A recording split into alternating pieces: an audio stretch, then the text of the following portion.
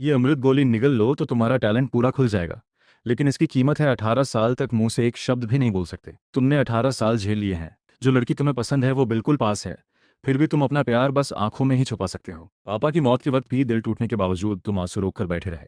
पापा ने आखिरी सांस लेते वक्त तुम्हारा हाथ कसकर पकड़ा था। बोले, 18 साल पूरे होते ही शरीर के अंदर की गोली पूरी तरह घुल जाएगी। तब तुम बिल्कुल नए इंसान बन जाओगे। पर याद रखना, 18 साल से पहले आवाज़ नहीं निकालनी, वरना गोली की एनर्जी बाहर लीक हो जाएगी और आसमानी बिजली गिरेगी। मरते मरते बचोगे। कल तुम्हारा 18वां बर्थडे है। पर अभी तुम्हारी होने वाली बीवी लिन मेंग्याओ हाथ में ना पकड़कर, दिल पर हाथ रखकर बोल रही है, मैं चाहे कुछ भी हो जाए एक गूंगे से शादी नहीं करूंगी। 20 साल पहले तुम्हारे पापा ने लिन बुजुर्ग की जान बचाई थी। तभी बुजुर्ग ने फौरन फैसला ले लिया कि पोती की शादी तुमसे करवाएंगे। तब से तुम दोनों बाप बेटे दूसरों के घर में पड़े रहते थे। अभी हॉल में सबकी नजरें कोने में बैठे तुम पर टिकी हैं। शक्ल सूरत तो ठीक है, पर अफसोस गूंगा है, जुबान तक ठीक से नहीं। हमारी बिटिया से क्या मुकाबला। तुम्हारी होने वाली बीवी लिमेंग्याओ का लिंगेन तो रेयर छठे दर्जे का है। चिंगेन संप्रदाय के बुजुर्ग की नजर में आ चुकी है। जल्दी ही असली शिष्या बनने वाली है। फ्यूचर बहुत ब्राइट है। इसके मुकाबले तुम तो जैसे धूल में पड़ा पत्थर हो। इस चमक दमक वाले हॉल में बिल्कुल फिट नहीं बैठते। लिन मेंग्याओ की माँ चाओशी अचानक बोल पड़ी, क्यों न छिंग्युआन को मेंग्याओ की जगह भेज दें। बात खत्म होते ही सबकी नजरें भीड़ के पीछे खड़ी लिन छिंग्युआन पर पड़ी। वो सादी सी ड्रेस में थी। लिन मेंग्याओ से भी ज्यादा सिंपल और खूबसूरत लगती थी। पर रखेल की बेटी होने की वजह से लिन घर में नौकरानियां तक उसे नीची नजर से देखती थी। ऐसी नाजुक लड़की को गूंगे से शादी करवाना देखकर कई रिश्तेदारों के चेहरे पर तरस साफ दिख रहा था। पापा, लिन छिंग्युआन होठ भींचकर कांप रही थी। समझ नहीं आ रहा था क्या जवाब दे। लिन घराने के मुखिया लिन शियाओशन ने उसकी नजरों से नजरें चुराते हुए गंभीर आवाज में कहा, छिंग्युआन, लिन खानदान 100 साल से बर्बाद पड़ा है। सिर्फ मेंग्याओ ही इसे फिर से खड़ा कर सकती है। बेटा, अपनी बहन के लिए शादी कर लो। उसे झिझकता देख लिन शियाओशान अचानक घुटनों पर गिर गया। क्या पापा तुझे हाथ जोड़े? लिन छिंग्युआन की आंखों में आंसू भर आए। पापा, आप ऐसे मत कीजिए, मैं शादी कर लूंगी बस। तुम कोने में बैठे इत्मीनान से चाय पीते हुए ये सब देख रहे थे। लिन मेंग्याओ की जान देने की धमकी से लेकर चाओशी की शादी बदलने के सुझाव तक। फिर लिन शियाओशान का ये ड्रामा, साफ पता चल रहा था कि सब पहले से प्लान किया गया शो था। ये लोग बस लिन छिंग्युआन को कुर्बान करके मेंग्याओ का सुनहरा फ्यूचर बचाना चाहते थे। 3 साल पहले जब तुम्हारे पापा गुजरे थे, तुम्हें तेज बुखार आया था। 7 दिन बिस्तर पर पड़े रहे थे। पूरे लिन घराने में किसी ने खबर तक नहीं ली थी। लिन छिंग्युआन ही चुपके से दवा पानी देती रही। बिस्तर के पास से हिली तक नहीं। तभी तुम्हारी जान बची थी। इतने बड़े लिन घराने में सिर्फ उसी ने तुम्हें इंसान समझा था। भला तुम कैसे उसे आग में झोंकते हुए देख सकते थे? तुमने अपने पास रखी कलम कागज निकाली और कुछ लाइनें लिख दी। लिन, अंकल छिंग्युआन जी के लिए परेशान होने की जरूरत नहीं। लिन घराने का 10 साल का पालन पोषण पापा की जान बचाने के एहसान से चुक चुका है। शादी का रिश्ता आज से खत्म समझिए। लिन शियाओशान की मुट्ठी चुपचाप ढीली पड़ गई। आंखों में एक पल के लिए खुशी की चमक आई। ये सालों तुम लिन घराने में रहे तो जैसे हर पल याद दिलाते रहे कि लिन घराना तुम लोगों का एहसानमंद है। फिर भी वो लोग तुम्हें भगाने की हिम्मत नहीं कर पाते थे, क्योंकि दुनिया घूमते बुजुर्ग वापस आकर गुस्सा करेंगे इसका डर था। अब तुम खुद जा रहे हो तो ये तो उनके लिए बड़ी खुशखबरी थी। पर तभी चाओशी अचानक आंसू पोंछने लगी। बेटा, इससे तो शादी का रिश्ता खत्म नहीं होता। ये तो बुजुर्ग ने तय किया था। वो वापस आकर नाराज हुए तो मैं और तुम्हारे अंकल कैसे झेलेंगे? अगर तुम सच में एहसान मानते हो तो लिन घराने में छिंग्युआन से शादी कर लो। तब हम सब एक परिवार बन जाएंगे। कुछ चालाक रिश्तेदार फौरन चाओशी की मंशा समझ गए। लिन छिंग्युआन दूर दूर तक मशहूर खूबसूरती थी। कई अमीर घरानों के लड़के उस पर मरते थे। अगर उसकी शादी किसी बड़े घराने में हो गई तो भविष्य में मेंग्याओ की पोजीशन को खतरा हो सकता था। इससे अच्छा तो उसे इस गूंगे बेकार से ब्याह दो। उसकी खुशी बर्बाद करके अपनी बेटी के लिए खतरा हमेशा के लिए खत्म कर दो। तुम हाथों से इशारे करती लिन छिंग्युआन को देखकर मन ही मन सोच रहे थे, आज भले उसे इस मुसीबत से बचा लो, पर बाद में जब तुम लिन हराना छोड़ोगे तो वो फिर भी चाओशी की चाल से नहीं बच पाएगी। हालात शायद और बुरे हो जाएं। ठीक है। तुरंत चाओशी की बांछें खिल गईं।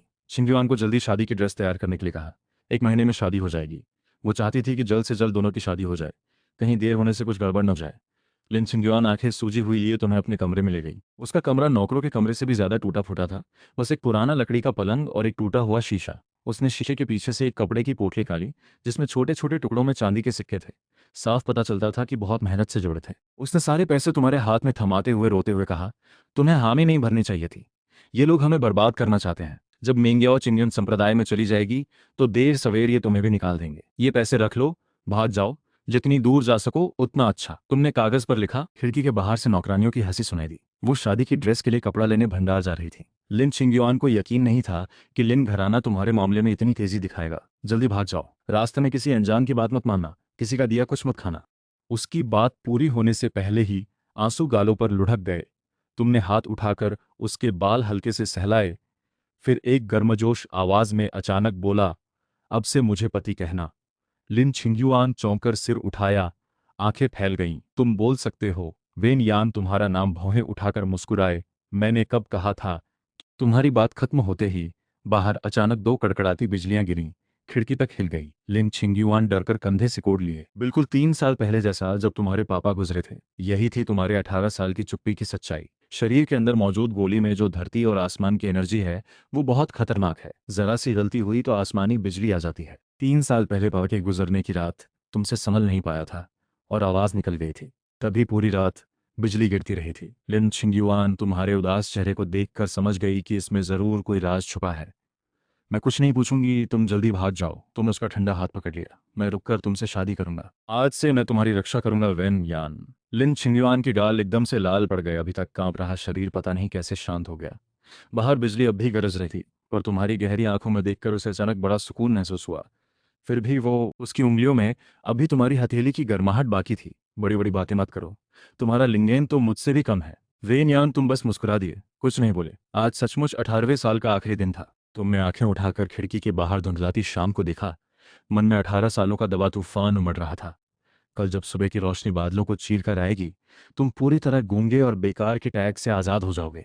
तुमने चुपचाप लिन छिंगयुआन को देखते हुए कहा, मुझ पर भरोसा करो। लिन छिंगयुआन का दिल अचानक धड़क उठा। जब से माँ गुजरी थी, घर में लोग उसे तिरस्कार भरी नजरों से देखते थे। ये पहली बार था कि किसी ने इतने पक्के लहजे में कहा हो कि वो उसकी रक्षा करेगा। लिन छिंगयुआन ने होंठ काटे और फिर से भारी थैली तुम्हारे हाथ में। थैली पकड़े हुए तुम्हारी भौहें थोड़ी सिकुड़ी। लगता है उसे अभी यकीन नहीं आ रहा। ठीक भी है, अभी तक तुम एक गूंगे थे जिसकी जुबान भी ठीक नहीं चलती थी। पूरे लिन घराने में जिसे लिंगेन के मामले में बेकार माना जाता था, कल जैसे ही बीज अंकुरित होगा सब कुछ बदल जाएगा। लिन छिंगयुआन तुम्हें एकटक देखते हुए गालों पर हल्की लाली आ गई। धीमी सी नाजुक आवाज में बोली, इसे लो, अपनी शादी की सौगात समझो। इस बात ने तुम्हारा दिल पूरी तरह पिघला दिया। तुमने कभी नहीं सोचा था कि कोई लड़की अपनी पूरी जमा पूंजी लेकर शर्माते हुए तुम्हें दहेज के तौर पर देगी। मन कर रहा था इस भोली भाली अच्छे दिल वाली लड़की को गले लगाकर हमेशा के लिए अपना बना लो। क्या सोच रहे हो चुपचाप। उसने अपना नाजुक हाथ आगे बढ़ाया। अंकल आंटी कुछ नहीं छोड़ गए। ये जो थोड़ी बहुत जमा पूंजी है, उम्मीद है तुम्हारे काम आएगी। वो खुद लिन घराने में हर पल डर डर कर जी रही थी, फिर भी तुम्हारे भविष्य के लिए इंतजाम कर रही थी। तुमसे अपनी भावनाएं रोकी नहीं गईं। तुमने उसे कसकर गले लगा लिया, कान के पास फुसफुसाते हुए कहा, शायद हमारी शुरुआत एक हादसा रही हो, पर अंत जरूर सही होगा। सबसे अच्छी शादी वही है जिसमें सही इंसान मिल जाए। लिन छिंगयुआन का चेहरा एकदम लाल हो गया, जैसे पतझड़ में पका हुआ परसिमन फल। कान तक लाल पड़ गए, शरीर लकड़ी की तरह कट गया। बस चुपचाप तुम्हारी बाहों में रही। काफी देर बाद शर्माते हुए अलग हुई।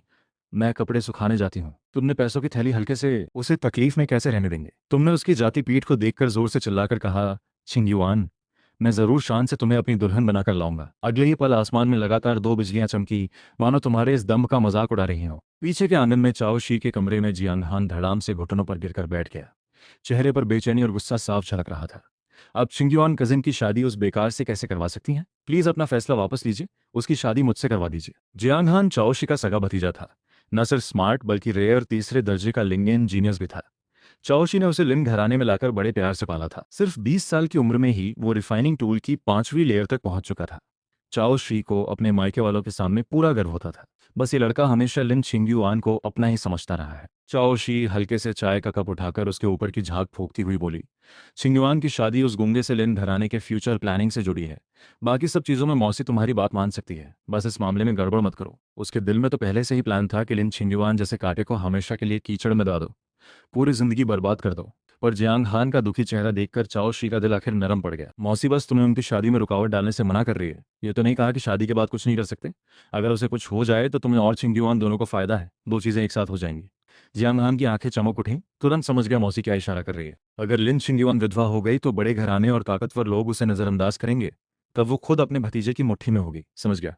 शुक्रिया मौसी। जियांग हान को सब कुछ साफ हो गया। चेहरे पर ठंडी मुस्कान आ गई। मैं अभी जाकर उनकी शादी जल्दी करवाने में मदद करता हूँ। जाओ, कल सुबह जल्दी उठना मत भूलना। मौसी तुम्हें टेस्टिंग टावर ले जाएगी अपना लिंगेन लेवल चेक कराने। जियांग हान का हाथ पकड़कर वो मुड़कर चली गई। कमरे से निकलते ही उसके चेहरे की मुस्कान गायब हो गई। जगह घनी काली छाया ने ले ली। ये बुढ़िया कितनी अच्छी सोच रही है। मैं जो चाहता हूँ वो हमेशा सबसे बेस्ट होता है। कल अगर दोबारा टेस्ट में मेरा लिंगेन ऊंचा निकला तो मैं सबके सामने लिन छिंगयुआन को छीन ही लूंगा।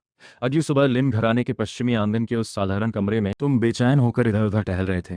आंखों में महीन खून की नसें दिख रही थी। अभी तक क्यों नहीं निकली? तुम बड़बड़ाए। ये दिन तुमने पूरे 18 साल तक इंतजार किया था। सोचा था अपने मन को शांत रखोगे और अमृत गोली के पूरी तरह घुलने का पल शांति से झेलोगे। पर आज जब वो पल सच में आया तो पूरी रात नींद नहीं आई। पापा ने मुझसे झूठ तो नहीं बोला ना? क्या ये गोली सच में इतनी कमाल की है? क्या सच में मैं नया इंसान बन जाऊंगा? कई ख्याल दिमाग में घूम रहे थे। तुमने गहरी सांस लेकर धड़कती धड़कन को शांत करने की कोशिश की। तभी अचानक तेज सुनहरी रोशनी बादलों को चीर कर तीर की तरह तुम्हारी छाती की ओर बढ़ी। 18 साल के इंतजार, नई जिंदगी पाने का पल आखिरकार आ गया। तुम फौरन आसन जमाकर बैठ गए। पेट के अंदर अंधेरे में तुम्हें एक नन्हा अंकुर फूटता दिखा। इसका आना जैसे नौवे आसमान की किसी बड़ी हस्ती को छिड़ गया हो। बैंगनी काली बिजलियों की धार आसमान को चीरती हुई धरती आसमान बर्बाद करने की ताकत के साथ तुम्हारी तरफ बढ़ी, मानो उसे पूरी तरह नष्ट करना चाहती हो। पर वो अंकुर बिल्कुल परवाह नहीं करते हुए धीरे धीरे अपनी पत्तियां खोलने लगा, आसानी से आती बिजली को सोखने लगा। फिर देखते ही देखते वो बहुत तेजी से बढ़ने लगा। 10 फुट, 100 फुट, 1000 फुट। तुम अपनी आंखों से देख रहे थे कि वो आसमानी बिजली को खाना बनाकर बड़ा होता जा रहा है। आखिर में बन गया। धीरे धीरे शांत हुआ। जब तुम्हें लगा कि सब कुछ खत्म हो गया, तभी दूर कहीं से एक भयानक ताकत भरी गर्जना सुनाई दी। हमारे ताई शू घाटी के दिव्य मंत्र की चोरी। तुम चाहे कोई भी हो, हम तुम्हें जरूर ढूंढ निकालेंगे। वो गर्जना जैसे भारी पत्थर की तरह तुम्हारी आत्मा पर गिरी, सिर फटने लगा। लग रहा था जैसे अगले ही पल आत्मा बिखर जाएगी। ठीक उसी वक्त वो ताईशू पेड़ अचानक अनगिनत रोशनी की धाराओं में बिखर गया। मुलायम रेशम की तरह तुम्हारे शरीर में समा गया। आत्मा को चीरने वाला वो दर्द फौरन गायब हो गया। पेट के अंदर एक गर्म ताकत धीरे धीरे जमने लगी। तुमने घबराते हुए सांस ली। चेहरा पीला पड़ गया, पर मन में उलझने भरी थी। वो गर्जना कहाँ से आई? ये पेड़ ताईशू घाटी का क्यों बताया गया? क्या ये वही नहीं है जो पापा ने तुम्हें दिया था? काफी देर बाद जाकर तुम मुश्किल से शांत हो पाए। बिना सोचे समझे नीचे अपने पेट की तरफ देखा। लिंगेन।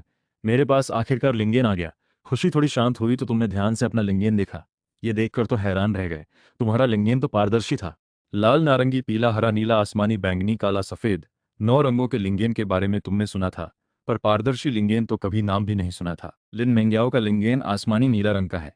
वो छठे दर्जे के लिंगेन की पहचान है। कहा जाता है सबसे ऊंचा दर्जा सफेद रंग का होता है, जो 9वें दर्जे का प्रतीक है।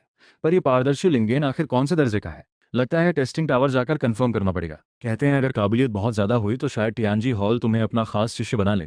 तुम्हें अंदर से लग रहा था कि तुम्हारा ये पारदर्शी लिंगेन शायद सचमुच एक नया इतिहास रच सकता है। तुम उठकर दरवाजा खोलकर बाहर निकले। आंखों में जोश की चमक थी। टेस्टिंग टावर, मैं आ रहा हूं। पेट के अंदर का पारदर्शी लिंगेन जैसे धरती आसमान की एनर्जी से कोई अनोखा नाता जोड़ चुका था। तुम्हारे आसपास का हर पत्ता, हर पेड़ अब बिल्कुल साफ नजर आ रहा था। बल्कि हल्का सा एक ग्लास पानी लेकर कमरे से बाहर निकली। तुम्हें देखकर एक पल के लिए ठिठक गई। गाल हल्के लाल पड़ गए। तुम उठ गए। मैं नाश्ता बनाकर लाती हूँ।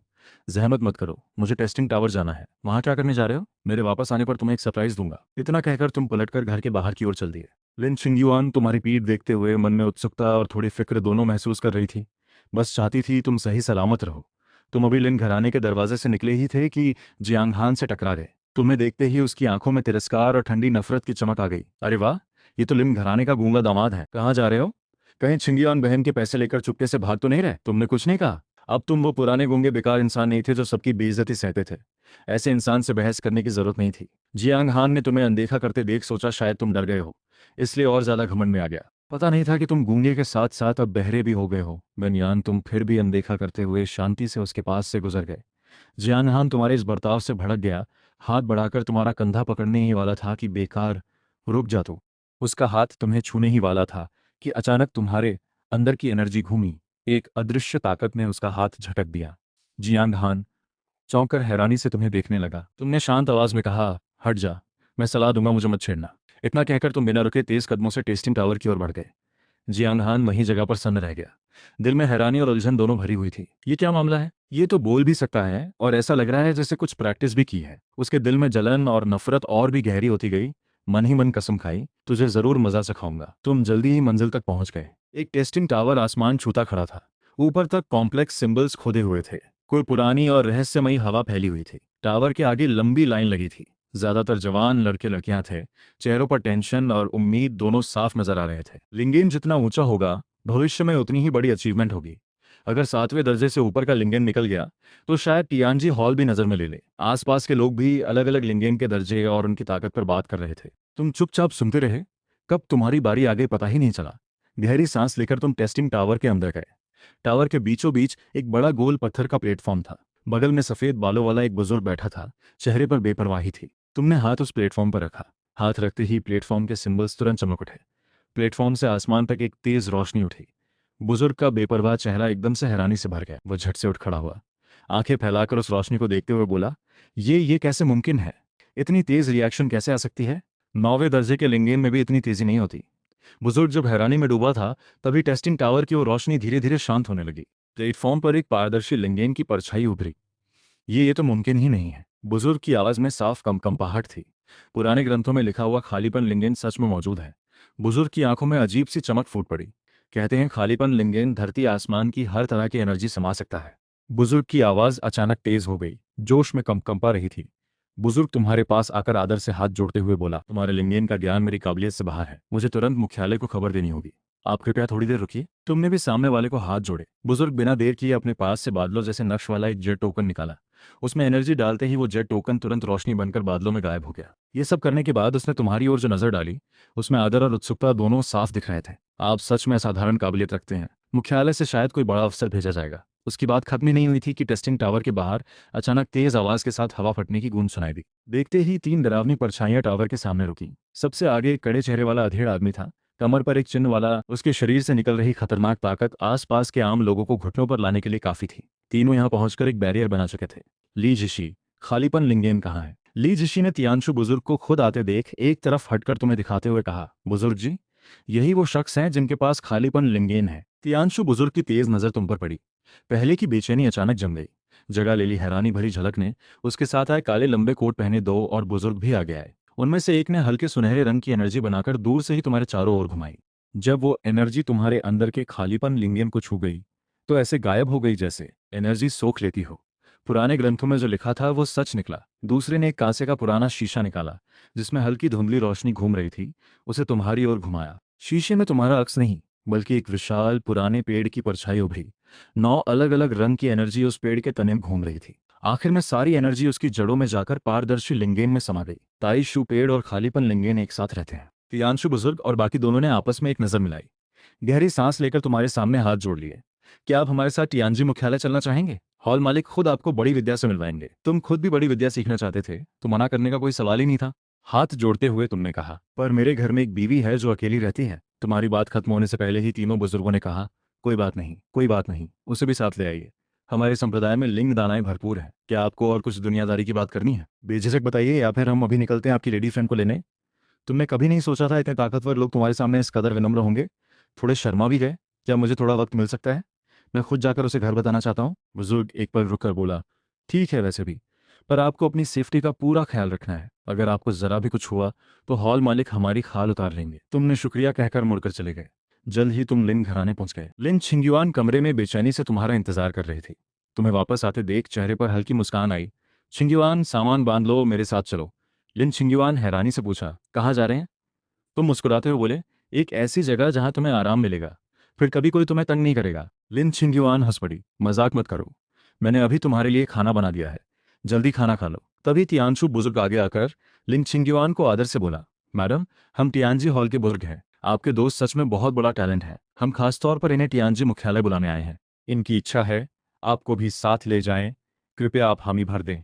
लिन छिंगयुआन हैरानी से पहले तुम्हें, फिर तियांशु बुजुर्ग और बाकी सबको देखा। थोड़ी देर के लिए क्या करे समझ नहीं आया। थोड़ी देर बाद लिन घराने के तीनों भी वापस आ गए। रास्ते में देर तक बात करने के बाद उन्होंने सोचा कि तुमने अगर उन्हें बख्श दिया तो जरूर अभी भी लिन मिंग्याओ से प्यार करते हो। चाओ शी तुम्हें देखते ही खुशामद भरे अंदाज में आगे आई। बेटा, पहले जो हुआ वो हमारी गलती थी।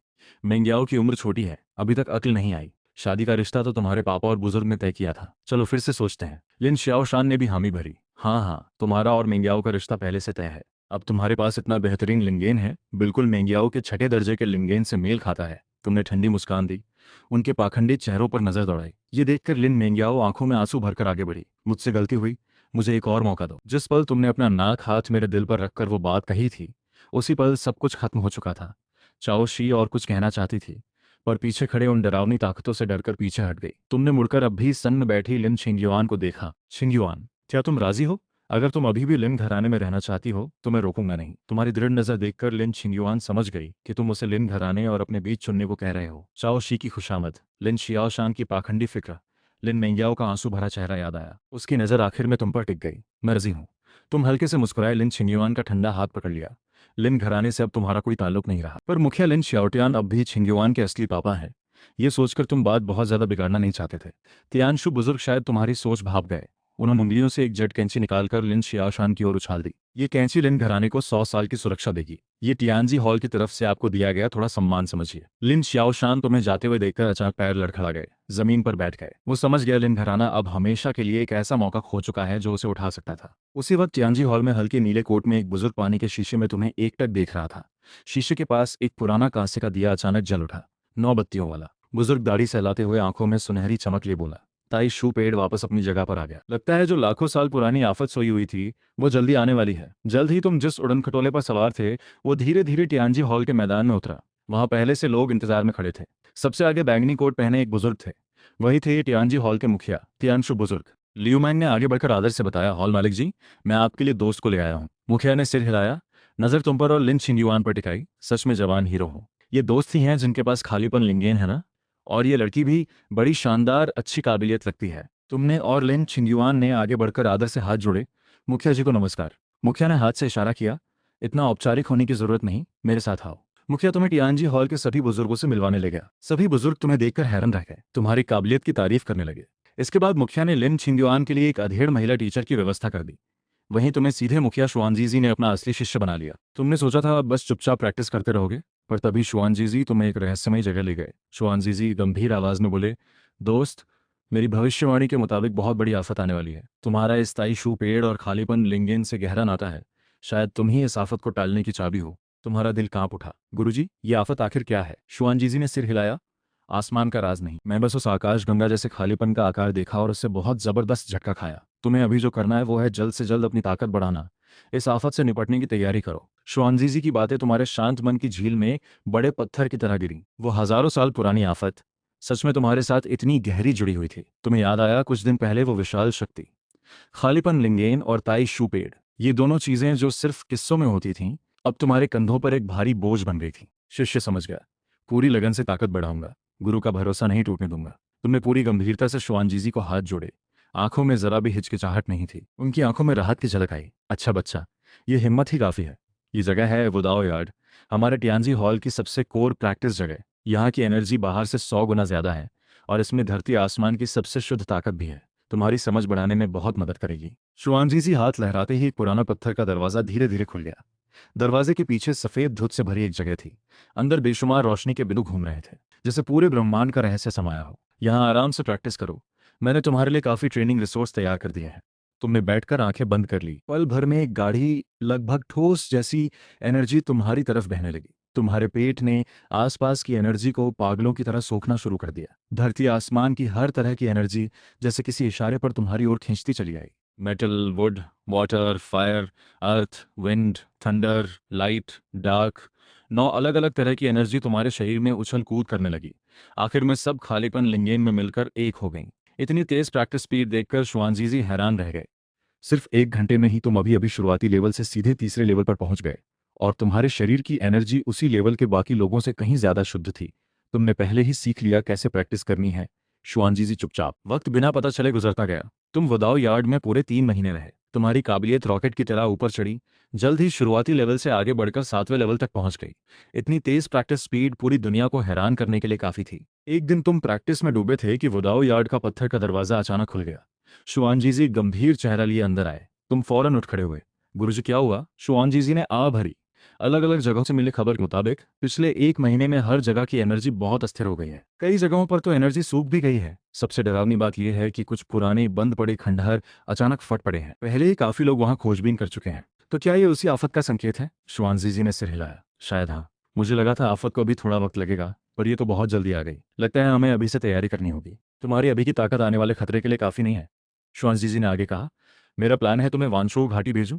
वहां निंगशेन फल नाम का एक जबरदस्त खजाना है जो तुम्हें अपनी काबिलियत को मजबूत करने में मदद करेगा। वानशो घाटी में तरह तरह के ताकतवर जानवर भी हैं जो तुम्हें फाइटिंग स्किल्स सुधारने में मदद करेंगे। फाइटिंग स्किल्स की सच में जरूरत है। इन 3 महीनों में तुमने काफी कुंफू सीखे हैं। बिल्कुल सही मौका है, पर वानशो घाटी बहुत खतरनाक है। वहां जाकर ध्यान रखना। शुआनजीजी ने तुम्हें एक जेट टेबलेट दी। यह है वानशो घाटी का नक्शा। इसमें कुछ खतरनाक इलाके और निंगशेन फल मिलने की संभावित जगहें मार्क की हुई हैं। इतना कहकर शोनजीजी ने अपने बैग से एक पुराना जेट टोकन निकाला। उस पर कॉम्प्लेक्स सिंबल खुदे थे। जब जान पर खतरा आए ये टोकन तोड़ देना, जिंदा रहना सबसे जरूरी है। तुमने जेट टेबलेट लेकर संभाल कर रख ली। शुक्रिया गुरुजी। शुआनजीजी ने हाथ हिलाया। जाओ। तुम मुड़कर वुदाओ यार्ड से निकल गए। मन में बेचैनी भरी हुई थी। आफत के कदमों की आवाज करीब आती जा रही थी। तुम्हें जल्दी से जल्दी अपनी ताकत बढ़ानी थी ताकि इस आफत में वुदाओ यार्ड से बाहर निकलते ही तुम्हें बाहर बेचैनी से इंतजार करती लिन छिंगयुआन दिख गए। इन 3 महीनों में लिन छिंगयुआन ने उस बुजुर्ग टीचर की गाइडेंस में काफी तरक्की की थी। अब वो 7वें लेवल की तीसरी लेयर तक पहुंच चुकी थी। तुम्हें देखकर लिन छिंगयुआन के चेहरे पर खुशी की मुस्कान आई। तुमने उसे पूरी बात संक्षिप्त में बताई। तो तुम्हें वानशो घाटी जाना है। मैंने सुना है वहां बहुत खतरा है। फिक्र मत करो, मैं ध्यान रखूंगा। तुमने उसका सिर सहलाया। मेरे वापस आने का इंतजार करो। लिन छिंगयुआन ने होंठ काटे। मैं भी तुम्हारे साथ चलती हूँ। नहीं, वानशो घाटी बहुत खतरनाक है। तुम्हारी अभी की ताकत खुद को बचाने के लिए काफी नहीं है। तुम यहीं रुककर अच्छे से प्रैक्टिस करो। मैं जल्द वापस आऊंगा। लिन छिंगयुआन जानती थी वो कोई मदद नहीं कर पाएगी, बस सिर हिला दिया। लिन छिंगयुआन को अलविदा कहकर तुम तियानजी हॉल के बाहर की तरफ बढ़े। मैदान में पहुंचते ही तियानशो बुजुर्ग दिखाई दिए। दोस्त, यह है मेरा शिष्य, नाम है झाओलेई। इसकी ताकत 7वें लेवल की तीसरी लेयर तक पहुंच चुकी है। वानचो घाटी से अच्छी तरह वाकिफ है। ये तुम्हारे साथ जाएगा। बुजुर्ग के पास खड़े एक मजबूत जवान ने तुम्हें हाथ जोड़ते हुए कहा। मैं झाओलेई, दोस्त से मिलकर खुशी हुई। झाओ भाई, तियानशु बुजुर्ग ने कहा। तुम दोनों फौरन निकल जाओ। तुमने और झाओलेई ने एक दूसरे को देखा, फिर साथ में टियानजी हॉल से बाहर की तरफ बढ़ गए। टियानजी हॉल से निकले आधा दिन भी नहीं बीता था कि पैरों के नीचे की पत्थर की सड़क सूखी पीली घास में गुम होने लगी। झाओलेई पीठ पर चौड़ी तलवार लादे सामने सामने चल रहा था। आगे वो काली हवा वाली जगह पार करते ही ये होगा वानशो घाटी का बाहरी इलाका। तुमने कमर में बंधी जेड टेबलेट निकाली, उंगली नक्शे पर मार्क की गई खूनी नदी वाली जगह पर टिकाई। वो टेढ़ी मेढ़ी लाल लाइनें बिल्कुल वुदाओ यार्ड की पत्थर की दीवार से रिश्ते एनर्जी चैनल जैसी लगी थीं। बस अभी शाम की धूप में देखने पर लग रहा था जैसे किसी खतरनाक जानवर की खुली नसें हो। जाओ भाई, अक्सर यहाँ आते हो? तुमने उसकी चौड़ी पीठ को देखते हुए पूछा। पहले साल गुरुजी के साथ लॉन्गशू घास लेने आया था, झाओ लई ने मुड़े बिना कहा। उस वक्त घाटी इतनी अजीब नहीं थी। रात को पंछियों की आवाज सुनाई देती थी।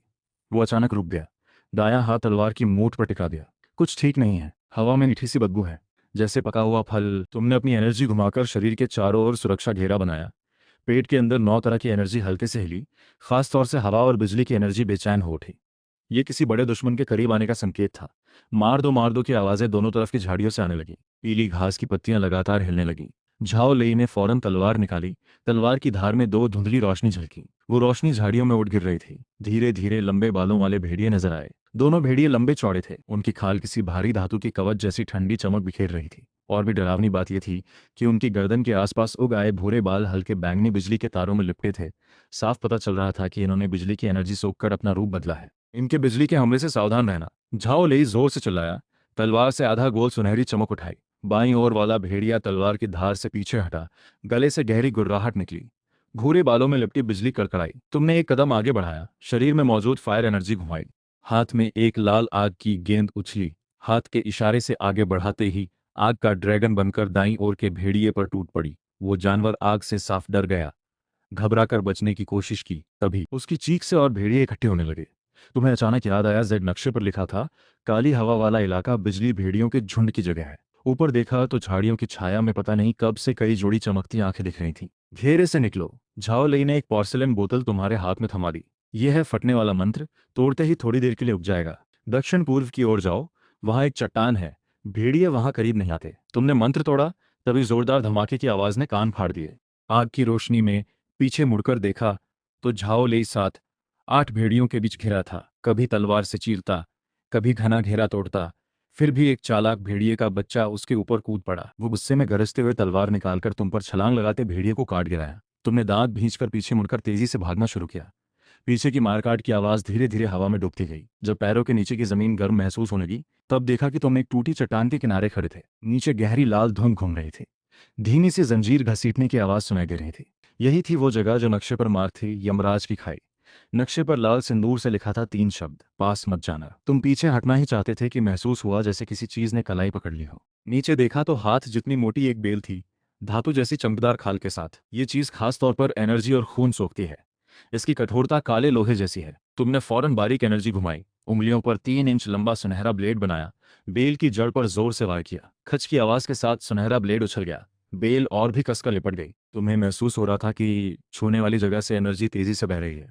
पेट के अंदर की 9 एनर्जी कमजोर पड़ने लगी। तभी नीचे की धुंध अचानक उछली।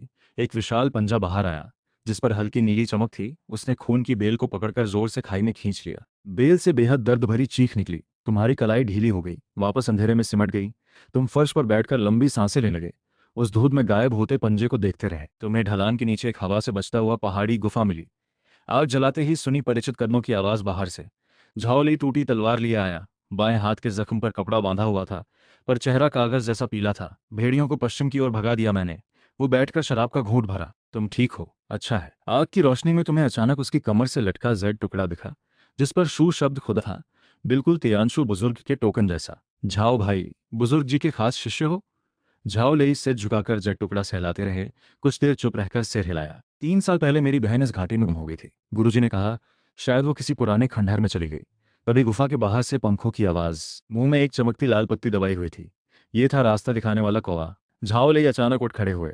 यही निंगशेन फल के पास ही मिलता है। झाओ ले ने अपने पास से एक छोटा कांसे का डिब्बा निकाला। कौवे की चोंच से वो लाल पत्ती संभालकर उसमें रखी। डिब्बे से तुरंत हल्का नीला धुआं उठा, जो हवा में घूमकर एक टेढ़ी लाल लाइन बनाकर दक्षिण पूर्व की ओर फैलने लगा। निंगशेन फल की खुशबू इन कौवों को खींचती है। पत्ती में जो एनर्जी बची है वो ज्यादा से ज्यादा आधे घंटे में गायब हो जाएगी। उसने कपड़े की थैली में टूटी तलवार बांधी। हमें जल्दी करना होगा। तुम लाल लाइन के इशारे पर घने जंगल से गुजरे। चांदनी टूटी टहनियों से छनकर। झाओले ने अचानक तुम्हारा कंधा पकड़ा, इशारा किया एक पुराने पेड़ के पीछे छिप जाओ। सामने खुली जगह में 3 प्रैक्टिशनर्स की लाशें बेलों में लिपटी हवा में तैर रही थीं। उनकी आंखें खाली थीं, गर्दन पर बारीक दांतों के निशान थे, बिल्कुल उसी खूनी बेल का काम। ये तो चिंग्युन संप्रदाय के लोग हैं। झाओले ने उनकी कमर के जेड टोकन से पहचाना। लगता है हमसे पहले कोई और यहाँ पहुंच चुका है। लाल लाइन खुली जगह के बीचों बीच जोर से हिली। आखिर में एक जगह इशारा किया। झाओ लेई ने तलवार से खतरनाक जमीन खोदी, जिसमें से जानवरों के नक्श वाला पत्थर का बोर्ड दिखा। बोर्ड के नीचे से हल्की एनर्जी की धड़कन सुनाई दी, जैसे अंदर कोई लड़ाई चल रही हो। नीचे पुराने खंडहर का रास्ता है। मेरी बहन उस साल सीढ़ियों के आखिर में हल्की आग की रोशनी टिमटिमा रही थी, धातु के टकराने की आवाज के साथ। दोनों दबे पांव नीचे उतरे। मोड़ पर पहुंचते ही एक हैरान करने वाला नजारा दिखा। 10-12 काले कपड़ों वाले प्रैक्टिशनर्स आधे इंसान जितने ऊंचे फल के पेड़ के चारों तरफ लड़ाई कर रहे थे। पेड़ पर खून जैसे लाल 3 निंगशिन फल लटके थे। फल की खाल पर हल्की सुनहरी रोशनी घूम रही थी। और भी डरावनी बात यह थी कि पेड़ के आसपास पत्थर के प्लेटफॉर्म पर 7 सफेद कपड़ों वाले प्रैक्टिशनर्स पत्थर के खंभों से बंधे थे। खून नाली से बहकर धारा बनकर पेड़ की जड़ों में जा रहा था। ये लोग जिंदा इंसानों के खून से निंगशेन फल पका रहे हैं। काले कपड़ों में से किसी ने अचानक मुड़कर देख लिया। हवा में एक सांप का रूप लेकर तुम्हारी ओर झपटा। तुमने साइड में झुककर बचते हुए बर्फ की तेज सुई बनाकर उसके गले की तरफ फेंकी। वो प्रैक्टिशनर साफ सोच नहीं पाया था कि तुम इतनी तेज जादू चला सकते हो। घबराकर ढाल निकालकर बचाव किया, फिर भी बर्फ की सुई से लगातार पीछे हटता गया। झाओ ले मौका देखकर तलवार निकालकर आगे बढ़ा। चमकती तलवार से भीड़ चीरते हुए सीधे पेड़ के नीचे काले कोट वाले मुखिया की ओर बढ़ा। उसी को पकड़ो जिसके पास खालीपन लिंगेन है। मुखिया अचानक चीख पड़ा, आवाज जैसे 2 धातु आपस में रगड़ रहे हों। बाकी काले कपड़े वालों ने फौरन अपना फॉर्मेशन बदला। हाथों के मंत्र एक साथ चमके। खून जैसा लाल कवच बनाकर तुम्हें घेर लिया। तुम लोग कौन हो? तुमने एनर्जी घुमाकर कवच पर वार किया, पर टकराकर वापस आई ताकत से खून उबल गया। मुखिया ने धीरे धीरे अपना टोपा उतारा। जब तुम इस पेड़ का खाद बन जाओगे तो अपने आप समझ जाओगे। उसकी पतली उंगली तुम्हारी तरफ इशारा करते हुए बोली, खालीपन लिंगेन हर एनर्जी को समा सकता है। तुम्हारे खून से इस निंगशिन फल को सींचने से जरूर बड़े साहब जल्दी जाग जाएंगे। पेड़ के पत्ते खड़खड़ाने लगे, जैसे कुछ लालच से सांस ले रहे हों। झाओ ली 3 काले कपड़ों वालों से घिरा था। शरीर पर कई जख्म आ चुके थे। उसने मौका देखकर टूटी तलवार तुम्हारी तरफ फेंकी। इसे तोड़ दो। तुमने वो टूटी तलवार पकड़ते ही कवच अचानक जोर से सिकुड़ गया। तेज खून की लाइनों ने तुम्हारी खाल काट दी।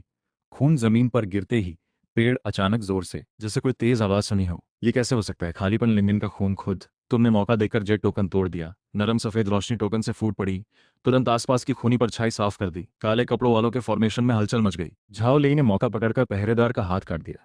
हाथ कटा। मुखिया तेज सीटी बजाई।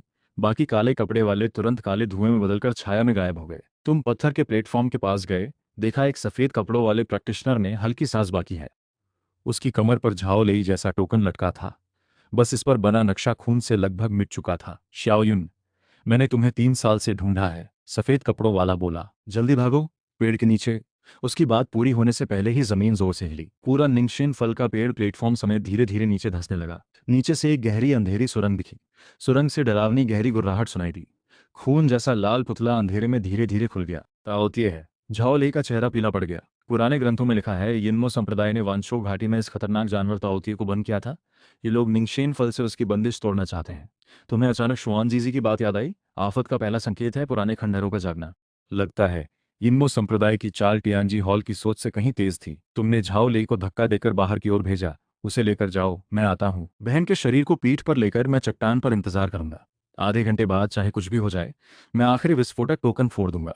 तुमने सिर हिलाकर समझा दिया। मुड़कर धंसते पेड़ की ओर दौड़े। तीनों निंगशेन फल पूरी तरह पक चुके थे। लुभावनी लाल रोशनी बिखेर रहे थे। तुमने बारीक एनर्जी से एक लंबी तलवार बनाई, पेड़ की जड़ों पर वार किया, पर अगले ही पल तुम्हें टहनियों ने कलाई से जकड़ लिया। एनर्जी घुमानी रुक गई। पेट के अंदर का खालीपन लिंगेन अचानक जोर से हिला। आसपास की धरती आसमान की एनर्जी पागलों की तरह शरीर में बहने लगी। नौ तरह की एनर्जी नसों में दौड़ती हुई आखिर में एक पारदर्शी रोशनी का खंभा बनकर तुम्हारी हथेली से निकली। रोशनी का खंभा पेड़ से टकराया। तीनों निंगशेन फल एक साथ फट पड़े, लाल रोशनी के छोटे छोटे कणों में बिखर कर तुम्हारे शरीर में समा गए। तुम्हें महसूस हुआ पेट के अंदर एक बड़ी ताकत उठी। 7वें लेवल की दीवार तुरंत टूट गई। ताकत सीधे 7वें लेवल की 5वीं लेयर तक उछल गई। सुरंग के अंदर की गुर्राहट गुस्से भरी गर्जना में बदल गई। एक विशाल काली परछाई बाहर निकली, पर धूप को छूते ही तेज चीख के साथ पीछे हट गई। तभी तुम्हें एहसास हुआ सूरज निकल चुका है। सुरंग के मुंह से सुनहरी रोशनी अंदर आ रही थी। एक नेचुरल बैरियर बन गया था। तुमने मौका पकड़कर टहनियों से खुद को छुड़ाया, मुड़कर बाहर की ओर भागे। पीछे से कान फाड़ती टकराने की आवाज आई। पूरा खंडहर जोर से हिल रहा था, लग रहा था कभी भी। जबरदस्त धमाके ने पूरे खंडहर का रास्ता हमेशा के लिए बंद कर दिया। हमें जल्दी टियानजी हॉल वापस जाना होगा। यिन्मो संप्रदाय ने काम शुरू कर दिया है। आफत सोचे से कहीं जल्दी आने वाली है। तुमने सहमति में सिर हिलाया। तभी ध्यान गया झाओ लेई की बहन के हाथ में आधा जेट टुकड़ा था। खोलकर देखा तो उस पर अजीब सिंबल खुदे थे। किसी नक्शे का टुकड़ा लग रहा था। ये तुमने उलझन भरी नजर से झाओ लेई की तरफ देखा। उसने जेट टुकड़ा लेकर चेहरा बदल गया। यह है पुराने ट्रांसपोर्ट अरे के कोऑर्डिनेट्स। यिन्मो संप्रदाय सिर्फ ताओतिए को जगाना नहीं चाहता, बल्कि इस ट्रांसपोर्ट अरे को खोलकर बाकी खतरनाक जानवर भी छोड़ना चाहता है। दूर के आसमान में अचानक अंधेरा छा गया। काले बादलों में हल्की बिजली चमकी। तुम समझ गए असली आफत अब शुरू हो चुकी है। टियानजी हॉल वापस चलो, हमें तैयारी करनी होगी। पर टियानजी हॉल पहुंचते ही पहाड़ी दरवाजे पर बड़े सुरक्षा घेरे की हल्की सुनहरी रोशनी पहले से जल चुकी थी। शुआनजी जी छड़ी टेके सीढ़ियों के ऊपर खड़े थे। तुम्हें देखते ही उनकी धुंधली आंखों में सुनहरी चमक आई। समय पर आ गए। वो मुड़कर हॉल की तरफ चले गए। 3 दिन पहले पश्चिम से खबर आई थी। लियूशा नदी के किनारे ताओतिए की एनर्जी दिखी है। इस वक्त तक हॉल के अंदर सारे संप्रदायों के बुजुर्ग जमा हो चुके थे। चिंगम संप्रदाय के बुजुर्ग तुम्हारे कमर पर लटके टोकन को देखते ही अपनी जगह से खड़े हो गए। तुम्हारे पास हमारे संप्रदाय का संदेश टोकन कैसे आया? झाओले कुछ बोलने ही वाला था कि शायोइन अचानक खांसते हुए आंखें खोल गई। कमजोरी ने हाथ उठाया। उंगलियों के बीच से खून से सना आधा टोकन दिखा। ये यिन्मो संप्रदाय के अंदरूनी हॉल का टोकन है। मैंने खंडहर के अंदर से चुराया था। टोकन पर खुदा काला चमगादड़ मशाल की रोशनी में अजीब सी चमक दिखा रहा था। शुआनजीजी ने टोकन कर ध्यान से देखा, फिर अचानक उसे बीच के क्रिस्टल पर रख दिया। टोकन से अनगिनत खूनी लकीरें उठकर शीशे पर एक टूटा हुआ नक्शा बना गई, वही जो श्याओयिन के हाथ में मौजूद दूसरे आधे टुकड़े से मेल खाता था। तो ऐसी बात है। शुआनजीजी की उंगली नक्शे पर तेजी से घूमी। यिन्मो संप्रदाय ने कुनलुन पर्वत श्रेणी में 9 ट्रांसपोर्ट एरे लगाए हैं। वानशो घाटी उनमें से बस एक है। वो ताओतिए की खतरनाक ताकत को चाबी बनाकर एक साथ सारे एरे खोलना चाहते हैं। तुम्हें अचानक याद आया निंगशेन फल शरीर में समाते वक्त की जलन। पेट के अंदर का खालीपन लिंगेन जैसे किसी चीज का वध दे रहा था। हाथ क्रिस्टल पर रखते ही सारे सिंबल अचानक रुक गए। तुम्हारी हथेली में एक धड़कता खून का बूंद बन गया। ये सभी संप्रदायों के मुखिया एक साथ हैरान होकर चिल्लाए, ये निंगशेन फल में मौजूद ताओतिए का असली स्रोत है। शुआनजी की आंखों में झटका सा दिखा। खालीपन लिंगेन खतरनाक जानवर को भी समा सकता है। 9 ट्रांसपोर्ट अरे एक साथ लाल रोशनी में जल उठे। यिन्मो संप्रदाय के प्रैक्टिशनर्स अरे के चारों तरफ खड़े होकर पुराने मंत्र पढ़ रहे थे। हाथ कटे मुखिया मुख्य अरे के बीचों बीच खड़ा था। कटे हाथ की जगह काली एनर्जी से ढकी एक मूठ लगाई हुई थी, जिसमें धड़कता हुआ दिल टिका था। अरे की आंख को 10,000 प्राणियों के खून से बलिदान दो। खतरनाक जानवर को धरती पर बुलाओ। तुम और झाओ ले बाकी संप्रदायों के प्रैक्टिशनर्स को लेकर बादलों से गोता लगाते हुए नीचे आए। तुम्हारी उंगलियों पर 9 रंग की एनर्जी जमी हुई थी। यही था खालीपन लिंगेन का धरती आसमान की एनर्जी से मिलकर बना रूप। शायन कमजोर होते हुए भी आखिरी एनर्जी से सुरक्षा घेरा बनाए रखने की जिद कर रही थी। उसके कमर के टोकन और बाकी बिखरे टुकड़े एक काली टक्कर की लहर तुम्हारी तरफ आई। तुमने साइड में झुककर बचते हुए ताओतिए के मूल स्रोत को मुख्य अरे में डाला। जबरदस्त एनर्जी टक्कर से पूरा पहाड़ हिलने लगा। ट्रांसपोर्ट अरे पर खूनी सिंबल फीके पड़ने लगे। वो खतरनाक जानवर जो जागने वाला था, उसकी एनर्जी कम होने लगी। ये मुमकिन नहीं है। मुखिया पागलों की तरह तुम पर झपटा। तुम ताओतिए की ताकत कैसे कंट्रोल कर सकते हो? झाओले की टूटी तलवार आवाज के साथ उड़ती हुई सामने आई। ठीक निशाने पर उसकी कोहनी पर लगी। काले जंगल में उड़ते हुए तुमने देखा उस पर खुदे सिंबल गुलामी के मंत्र थे। पता चला यिन्मो संप्रदाय इसी तरीके से जानवरों को कंट्रोल करता था। बचे हुए शायन ने अरे तोड़ दिया। इसी बीच सातों जेड टोकन एक साथ चमक उठे, एक बड़ी जंजीर बनाकर ट्रांसपोर्ट अरे को जकड़ लिया। शायन के मंत्र की आवाज के साथ जंजीर पर पुराने सिंबल उभरे। सारी खूनी एनर्जी को अरे की आंख में वापस धकेल दिया। यिन्मो संप्रदाय के प्रैक्टिशनर्स बिखरने लगे। उनके शरीर की एनर्जी ट्रांसपोर्ट अरे से ही टकराकर वापस उन्हीं पर पड़ी। एक एक करके जमीन पर तड़पते गिरे। हाथ कटा मुखिया धीरे धीरे बुझते अरे की रोशनी को देखकर हताश हंसी हंसा। चाहे तुम इस बार आफत रोक दो, फिर भी देर सवेर वापस आएगी। खालीपन लिंगेन रखने वाला आखिर में नया खतरनाक जानवर का बर्तन बनेगा। उसका शरीर अचानक फट पड़ा, काली तलवार बनकर सीधे तुम्हारी भौहों की तरफ बढ़ी। ऐन मौके पर झाओ लेई तुम्हारे सामने आ गया। टूटी तलवार से अचानक सफेद रोशनी फूट पड़ी। आवाज के साथ काली तलवार को दो हिस्सों में काट दिया। भाई, शायोन की आवाज में रुलाई थी। तुमने लड़खड़ाते झाओ लेई को संभाला, देखा उसकी छाती पर एक काला निशान बना था जो लगातार जीवन शक्ति सोख रहा था। तभी समझ आया, अभी अभी उसने अपने खून से किसी गुप्त विद्या का इस्तेमाल किया था। मेरी फिक्र मत करो। झाओ लेई खून की उल्टी करते हुए टूटते ट्रांसपोर्ट अरे की ओर इशारा किया। इसे पूरी तरह बर्बाद कर दो। तुमने ताओतिये के स्रोत को अपनी एनर्जी में मिलाकर 9 रंग की रोशनी का खंभा बनाया, अरे की आंख में घुसा दिया। एक जबरदस्त धमाके के साथ 9 ट्रांसपोर्ट अरे एक साथ टूट गए। आसमान में रोशनी के बिंदुओं में बिखरकर हवा में गायब हो गए। कुन पर्वत पर बर्फ हल्की हल्की गिर रही थी, जैसे इस जीत के लिए चांदी की बूंदें बरस रही हों। तुमने मुड़कर देखा तो झाओली आंखें बंद कर चुका था।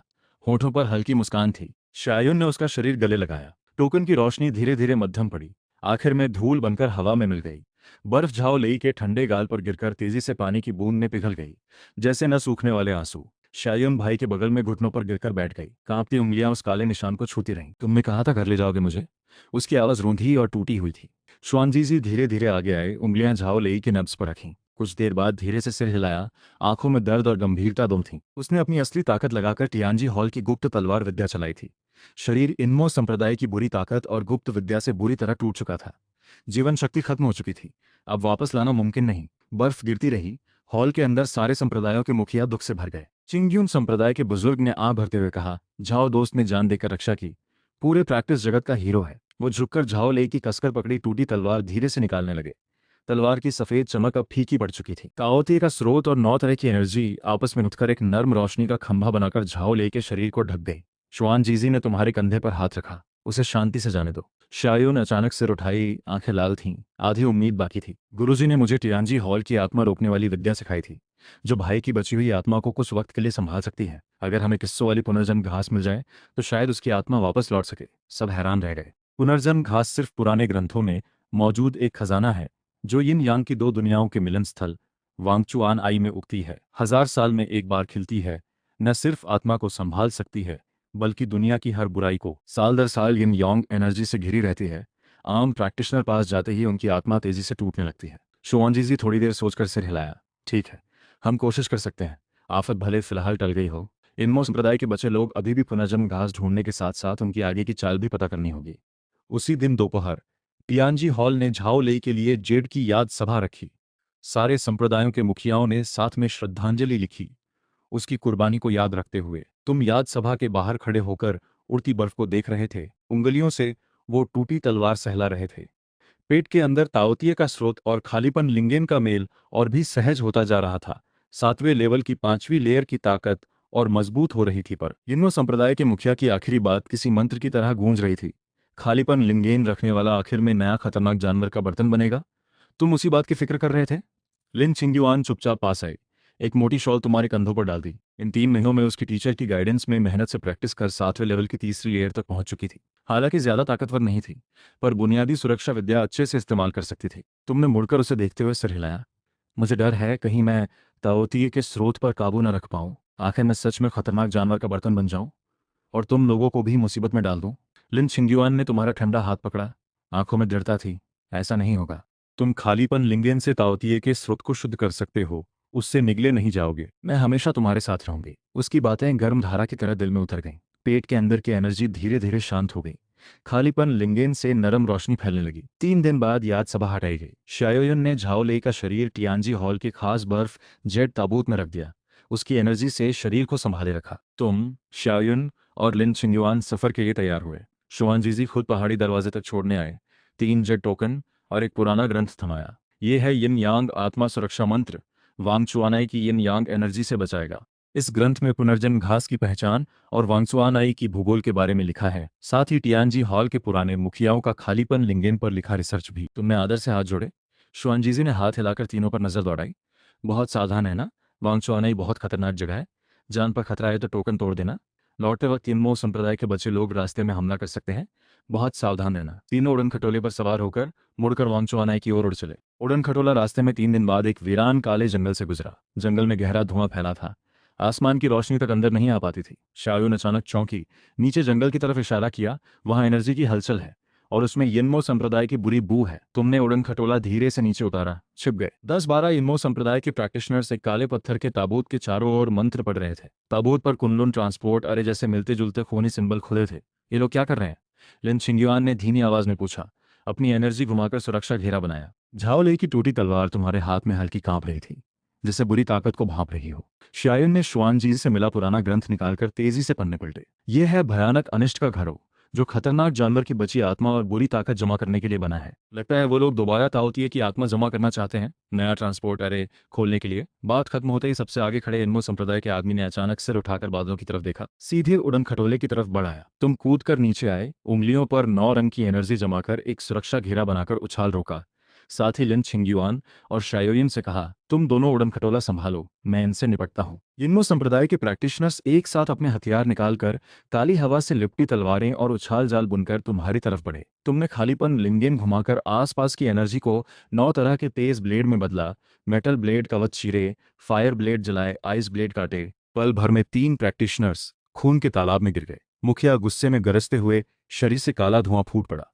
विशाल चमगादड़ की परछाई बनकर तुम्हारी तरफ झपटा। वो अपने ही खून को जलाकर बुरी विद्या चला रहा था। सावधान, उसके पंजे से बचो। तुम साइड में झुककर चमगादड़ की परछाई का वार बचाते हुए ताओतिए के स्रोत को टूटी तलवार में डाला। तलवार की धार से तुरंत तेज सफेद रोशनी फूटी।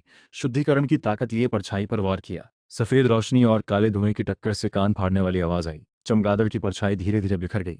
मुखिया मुंह से काला खून थूकते हुए पीछे हट गया। इसी बीच तुमने पलक झपकते ताबूत के पास पहुंचकर 9 रंग की एनर्जी जमाकर हथेली से जोर से ताबूत पर वार किया। ताबूत के खूनी सिंबल एनर्जी की चोट से टूटने लगे। अंदर से एक भयानक चीख निकली, ताओतिए। पर खालीपन लिंगेन की शुद्धिकरण ताकत ने उसे पूरी तरह दबा दिया। पहरेदार ये देखकर आंखों में पागलपन की चमक लिए तुम्हारी तरफ झपटा। मैं तुम्हें अपने साथ मार दूंगा। लिन छिंगयुआन ने ठीक समय पर एक बर्फ की सुई मारकर उसका घुटना निशाना बनाया। शायुन ने कमर के टोकन से सफेद रोशनी बनाकर उसके हाथ पैर बांध दिए। तुमने टूटी तलवार कसकर पकड़कर जोर से ताबूत पर वार किया। ताबूत तुरंत टूट गया। ताओतिए की बची आत्मा सफेद रोशनी में लगातार छटपटाई। आखिर में खालीपन लिंगेन ने पूरी तरह सोख लिया। तो पहरेदार हार मानकर आत्महत्या करना चाहा, पर तुमने एनर्जी से उसकी नसें बांधकर जिंदा पकड़ लिया। बंदी को लेकर उड़न खटोले पर वापस लौटते हुए शाओयुन तुरंत उगल दिया। यिन्मो संप्रदाय की साजिश। पता चला कुनलुन की लड़ाई के बाद यिन्मो संप्रदाय के बचे लोग 2 गुटों में बट गए थे। एक गुट फिर से ताओतिए की बची आत्मा जमा करना चाहता था। दूसरा गुट पुराने खतरनाक जानवर ताओ की बंदिश ढूंढ रहा था, ताकि ताओ की ताकत से दोबारा आफत शुरू कर सके। और वांगचू आनाई की पुनर्जन्म घास न सिर्फ आत्मा जोड़ सकती है, बल्कि ताओ की बंदिश खोलने की एक चाबी भी है। ताओ कहाँ बंद है? तुमने खड़े होकर पूछा। पहरेदार ने अचानक अजीब सी मुस्कान दी। मुंह के कोने से काला धब्बा निकला। तुम लोग कभी नहीं ढूंढ पाओगे, आफत पहले ही शुरू हो चुकी है। खालीपन लिंगेन का धारक आखिर में अंधेरे में गिरेगा। बात खत्म होने से पहले ही अचानक उसने अंदर बोई हुई मौत की बीज सक्रिय की। राज खुलते ही खुद ब खुद जान ले ली। लगता है हमें जल्द से जल्द पुनर्जन्म घास ढूंढनी होगी, वरना यिन्मो संप्रदाय के ताओ की बंदिश तक पहुंचने के बाद नतीजा बहुत बुरा होगा। तुमने सिर हिलाया, उड़न खटोला आगे की ओर बढ़ाया। दिल में बेचैनी और गहरी हो गई। 2 दिन और बीते। उड़न खटोला आखिर वांगचुआनाई पहुंच गया। खाई के किनारे यिन यांग एनर्जी घूम रही थी। काला सफेद धुआं आपस में लिपटकर सर सर की आवाज कर रहा था। खाई के पास जाते ही महसूस होता था आत्मा लगातार खिंच रही है, जैसे फाड़कर 2 टुकड़े हो जाएगी। तुमने इन यांग आत्मा सुरक्षा वाले टोकन निकालकर लिन छिंगयुआन और शाओयुन को दिए। तीनों ने साथ में टोकन तोड़े। सुनहरी रोशनी शरीर के चारों ओर फैली, तभी जाकर आत्मा शांत हुई। खाई के नीचे बादलों घूमते हुए हल्का सा टेढ़ा मेढ़ा पत्थर का रास्ता दिखा। सीधे खाई की तली में यिन यांग के मिलन स्थल तक जाता था। तीनों उस रास्ते से नीचे उतरे। रास्ते भर अजीब फूल पौधे थे, पर उनसे अजीब सी एनर्जी निकल रही थी। कुछ फूल इंसानी चेहरे जैसे खिले थे, कुछ पत्तियां रोने जैसी आवाज निकाल रही थीं। शाओयुन पुराने ग्रंथ के मुताबिक रास्ता पहचानती रही। चेताया, आगे भ्रम की घाटी है। भ्रम की घाटी में कदम रखते ही आसपास का नजारा अचानक बदल गया। असली दृश्य गायब हो गया। जगह ले ली एक जानी पहचानी लिन घराने की आंगन में चाओ शी खुशामद भरी मुस्कान लिए आगे आई। हाथ में सुंदर मिठाई थी। बेटा, पहले जो हुआ वो सब मेरी गलती थी। तुम मेंग्याओ को माफ कर दो। तुम दोनों की शादी अभी भी हो सकती है। लिन छिंगयुआन अचानक बदहवास सी दिखने लगी। आंखें खाली पड़ गईं। साफ था वो भ्रम में फंस गई थी। छिंगयुआन, होश में आओ। तुमने फौरन उसका हाथ पकड़ा।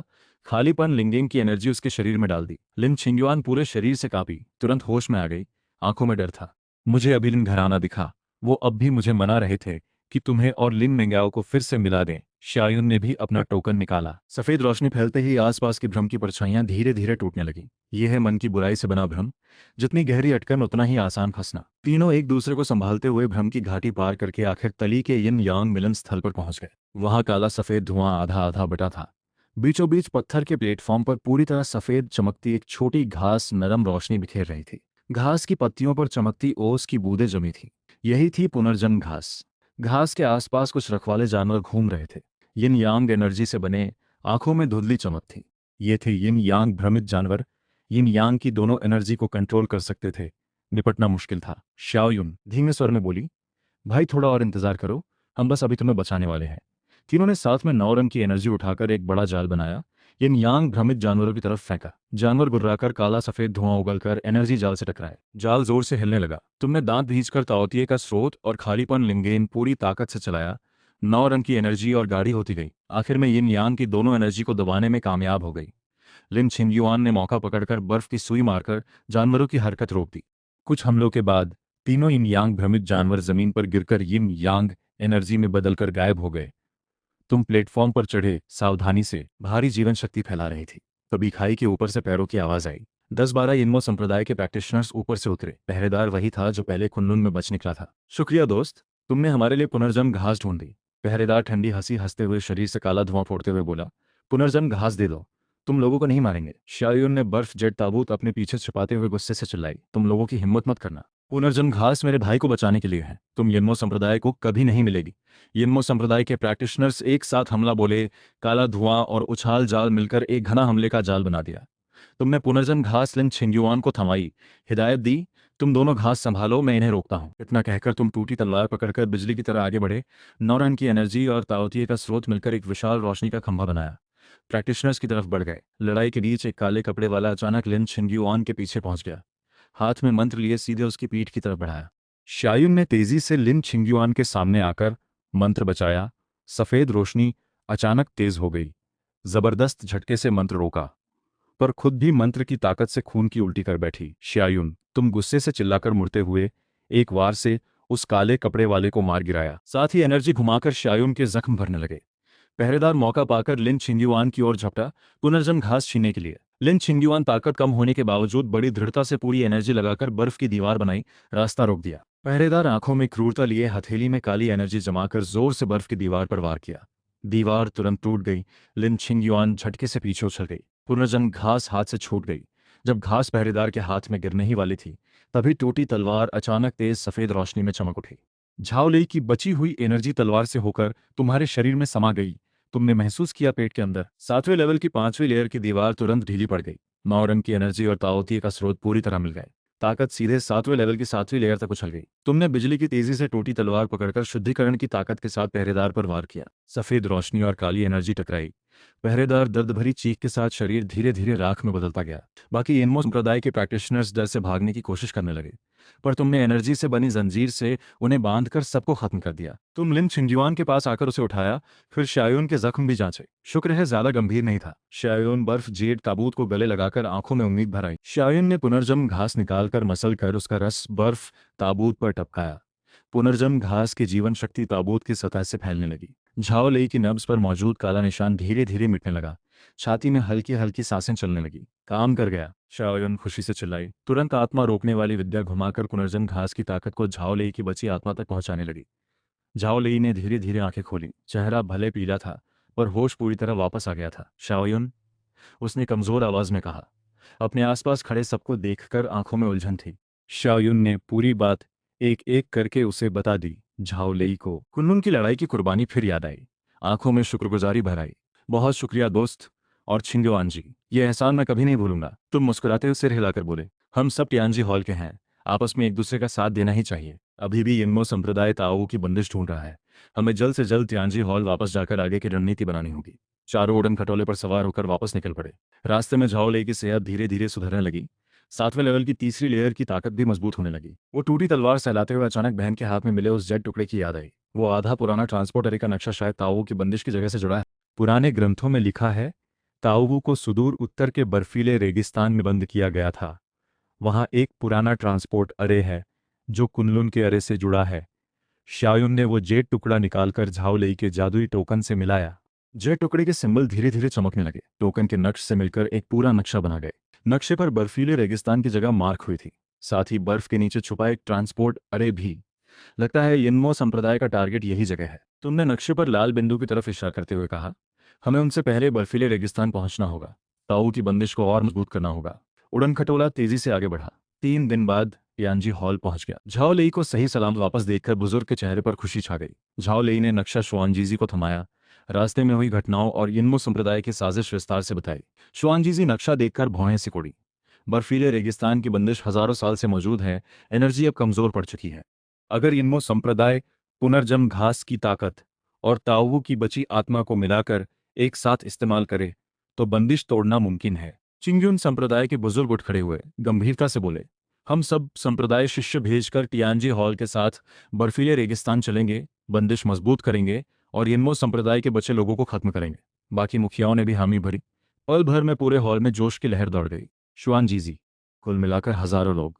शुआनजीजी हाथ में छड़ी लिए ऊंचे मंच पर खड़े होकर जोर से बोले, इस बार बर्फीले रेगिस्तान जाना पूरे प्रैक्टिस जगत की सुरक्षा के लिए है। यिन्मो संप्रदाय की साजिशें बड़ी घातक हैं। ताऊ का खतरा आसमान छूता है। सब लोग एक दूसरे का साथ देकर इस आफत को टालें। सबने एक साथ जवाब दिया। आवाज आसमान तक गूंज उठी। लंबा चौड़ा काफिला बर्फीले रेगिस्तान की तरफ निकल पड़ा। उड़न खटोलों की कतार कई मील तक फैली, जैसे लंबा अजगर हो। रास्ते में तुम शुआनजीजी की गाइडेंस में लगातार ताकत बढ़ाते रहे। 7वें लेवल की 7वीं लेयर की ताकत और मजबूत होती गई। खालीपन लिंगेन और ताओतिये के स्रोत का मेल भी और सहज हो गया। इतना कि तापमान इतना कम था कि एनर्जी घुमाना तक मुश्किल हो रहा था। शाओयुन ने पुराना ग्रंथ निकालकर सामने खड़े एक ऊंचे बर्फीले पहाड़ की ओर इशारा किया। ताओवू की बंदिश इसी बर्फ के नीचे है। ट्रांसपोर्ट अरे बर्फ के पहाड़ के तले छुपा था। शुआनजीजी ने हाथ लहराकर पूरे काफिले पर सुनहरी रोशनी की ढाल बनाई। ठंडी हवा से बचाव के लिए सारे संप्रदाय के शिष्य 3 टुकड़ियों में बंट जाएं। एक टुकड़ी पहरा दे, एक मेरे साथ बंदिश मजबूत करने में मदद करे, तीसरी टुकड़ी दोस्त और झाओ दोस्त के साथ यिन्मो संप्रदाय के सुराग ढूंढे। तुम और झाओ लेई 200 शिष्यों को लेकर बर्फ के पहाड़ के तले की ओर बढ़े। बर्फीली खाई के अंदर एकदम अंधेरा था। ठंड बहुत तेज थी। रास्ते भर काफी काम था। सब सावधानी से चुपके से आगे बढ़े। देखा कई दर्जन यिन्मो संप्रदाय के प्रैक्टिशनर्स 10-12 टियांजी हॉल के शिष्यों भिड़े हुए थे। बर्फीली खाई के बीचों बीच ट्रांसपोर्ट अरे में लाल रोशनी जल चुकी थी। गहरे बंदिश से तावों की गुर्राहट की आवाज आ रही थी। हमला करो, तुमने जोर से चिल्लाकर सबसे पहले हमला बोल दिया। 9 रंग की एनर्जी ब्लेड बनकर पल भर में कई यिन्मो संप्रदाय के प्रैक्टिशनर्स को मार गिराया। झाओ लेई टूटी तलवार लिए चमकती तलवार से यिन्मो संप्रदाय के प्रैक्टिशनर्स से लड़ रहा था। लिन छिंगयुआन और शाओयुन शिष्यों को लेकर सुरक्षा घेरा बनाकर टियांजी हॉल के शिष्यों की रक्षा करते हुए साथ ही आसपास की बुरी ताकत भी शुद्ध कर रहे थे। यिन्मो संप्रदाय के प्रैक्टिशनर्स एक एक करके अपना खून जलाकर बुरी विद्या चलाने लगे। काला धुआं बर्फीले पहाड़ की ठंडी हवा से मिलकर बर्फीले शैतान की परछाइयां बनाकर सबकी तरफ बढ़ी। तुमने खालीपन लिंगेन घुमाकर 9 रंग की एनर्जी और तावतीय का स्रोत मिलाकर एक विशाल शुद्धिकरण रोशनी का मोती बनाया। पूरे मैदान को साफ किया। बर्फीले शैतान की परछाइयां और काला धुआं पल भर में गायब हो गए। यिन्मो संप्रदाय के प्रैक्टिशनर्स को भारी नुकसान उठाना पड़ा। तभी बर्फीली खाई की गहराई से एक आसमान हिलाने वाली गर्जना सुनाई। पूरी खाई जोर से हिलने लगी। बर्फ के टुकड़े लगातार गिरने लगे। शुआनजीजी सबको लेकर वहां पहुंचे। चेहरा गंभीर था। गड़बड़ है, बंदिश ढीली पड़ रही है। यिन्मो संप्रदाय ने ताऊ के मूल बंदिश तक पहुंच बना ली है। बुरी ताकत से उसे तोड़ने की कोशिश में है। सब बर्फीली खाई की गहराई की तरफ दौड़े। एक विशाल बर्फ के प्लेटफॉर्म पर 10-12 यिन्मो संप्रदाय के प्रैक्टिशनर्स बंदिश की जड़ के लिए मंत्र पढ़ रहे थे। जड़ की बर्फ पहले ही टूट चुकी थी। काली एनर्जी से ढका एक विशाल पंजा धीरे धीरे बाहर निकल रहा था। यही था ताओ। झाओ लेई का चेहरा बदल गया। ये तो बंदिश तोड़ने ही वाला है। शुआनजीजी ने हाथ लहराया। बाकी संप्रदायों के मुखिया एक साथ अपने हथियार निकालकर सुनहरी एनर्जी का बड़ा जाल बनाकर बंदिश की जड़ को दबा दिया। फिलहाल ताऊ की एनर्जी काबू में आ गई। दोस्त, बस तुम छलांग लगाकर बर्फीली खाई के बीचों बीच पहुंचे। खालीपन लिंगेन पूरी ताकत से चलाया। 9 रंग की एनर्जी और ताओतिये का स्रोत मिलकर एक पारदर्शी रोशनी का खंभा बनाया। बंदिश की जड़ में घुसा दिया। रोशनी का खंभा ताओ की ताकत से टकराकर कान फाड़ने वाली आवाज निकाली। तुम्हें महसूस हुआ पेट के अंदर की एनर्जी पागलों की तरह खर्च हो रही है। पूरा शरीर आग में जलने जैसा दर्द दे रहा था। लिन छिंगयुआन और शायुन बगल से लगातार तुम्हें एनर्जी भेज रहे थे। झाओ लेई शिष्यों को लेकर यिन्मो संप्रदाय का आखिरी विरोध रोक रहा था। ताओ की गर्जना और तेज होती गई। पंजा बार बार बंदिश पर वार कर रहा था। बर्फ टूटने का दायरा बढ़ता जा रहा था। तुमने दांत भींचकर अपना खून तक रोशनी के खंभे में मिला दिया। खालीपन लिंगेन ने अब तक की सबसे तेज रोशनी बिखेरी। शुद्धिकरण की ताकत खंभे से होकर बंदिश की जड़ में समा गई। ताओ की बुरी ताकत धीरे धीरे दबने लगी।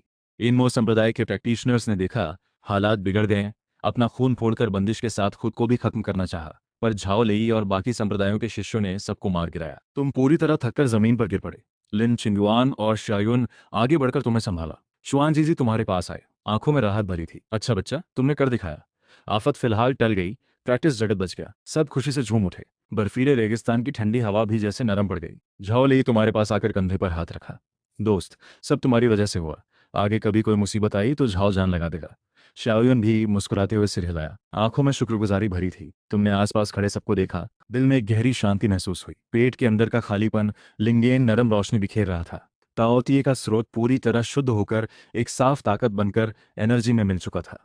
तियानजी हॉल वापस लौटने पर सारे संप्रदायों के मुखियाओं ने मिलकर तुम्हें धरती का रक्षक की उपाधि दी, प्रैक्टिस जगत का उद्धारक माना। शुआनजीजी ने तो टियानजी हॉल का सबसे खास खजाना टियानजी दिशा सूचक भी तुम्हें भेंट किया, ताकि तुम धरती आसमान के नियमों को और अच्छे से समझ सको। 3 दिन बाद तियानजी हॉल ने बड़ा जश्न मनाया। सारे संप्रदायों के शिष्यों को बुलाया। जश्न में शुआनजीजी ऊंचे मंच पर खड़े होकर जोर से बोले, आफत भले टल गई हो, पर यिन्मो संप्रदाय के कुछ बचे लोग अभी भी हैं। दुनिया में अभी भी अनजाने खतरे बाकी हैं। ये सिर्फ खतरा नहीं, एक मौका भी है। उम्मीद है हम सब प्रैक्टिशनर्स एकजुट होकर मेहनत से प्रैक्टिस करके इस धरती की शांति की रक्षा करेंगे। जश्न के बाद तुम लिन छिंगयुआन को लेकर वुदाओ यार्ड आए। यहाँ की एनर्जी अब भी बहुत गाढ़ी थी। हवा में बेशुमार रोशनी के बिंदु घूम रहे थे। तुमने आसन जमाकर बैठकर खालीपन लिंगेन घुमाया। धरती आसमान की एनर्जी पागलों की तरह शरीर में समा गई। ताकत 7वें लेवल की 8वीं लेयर की ओर धीरे धीरे बढ़ने लगी। लिन छिंगयुआन तुम्हारे बगल में बैठकर चुपचाप प्रैक्टिस करने लगी। धूप पत्थर के दरवाजे से छनकर दोनों पर पड़ रही थी। वक्त जैसे शांति से ठहर गया।